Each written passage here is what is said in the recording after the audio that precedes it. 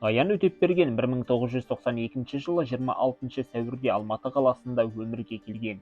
2008-2011 жылдары Жүргенов атындағы өнер академиясы жанындағы колледжде музыкалық драма және кино актері мамандығы бойынша білім алған.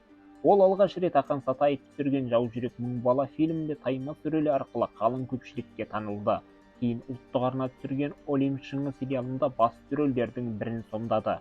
Сонымен қатар «Айна», «Томирис» сияқты кинотуындыларда да қосалқы рөлдерді сомдады. Кейін Рүстем Әбдіраштың «Қазақ хандығы алтын тақ», «Қазақ хандығы алмас қылыш» телехикаяларында Бұрындық ханның образымен қалың көпшілікті сүйсіндірді. Бұрындық хан қазақ хандығын басқарған үшінші ханымыз екенін есте сақтай жүріңіздер. Аян Өтепбергеннің әкесі Тараз қаласындағы Сықиды тәмамдаған. Дәл қазір Мұхтар Әуезов атындағы мемлекеттік академиялық драма театрында механик болып жұмыс істейді. Ал анасы ағылшын тілі пәні мұғалімі. Алайда бүгінгі таңда ұлттық киімдер тігетін компанияда қызмет атқарады. Аянның өзінен бөлек бір әпкесі және бір қарындасы бар. Аян 2022 жылы бағдарламаға берген сұхбатында жар болатын қызды кездестірмеген сияқтымын. Саусағымда сақинам жоқ. Кейінгі қарым-қатынасым 2 жыл бұрын болды. Сол қызбен 4,5 жыл жүрдім.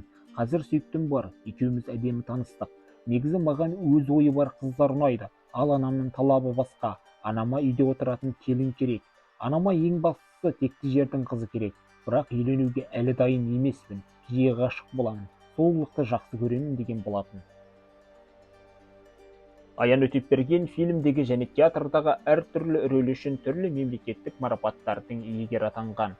Қазіргі таңда актер Астана қаласындағы жас көрермендер театрында түрлі қойылымдарды сахналап жүр. Астанада тұратын болсаңыз, міндетті түрде Аян ойнайтын пьесаларды көріңіз. Ұлттық арна түсірген «Ақ жауын» телехикаясы арқылы көрерменнің ыстық ықыласына бөленген аңсардың, яғни Аян Өтепбергеннің қысқа да нұсқа өмірі жайында осындай деректер бар. Енді кімнің өмірі туралы видео шығарғанымызды қалайсыздар? Пікір жазып, лайк басып кетіңіздер және каналға тіркелуді ұмытпаңыздар.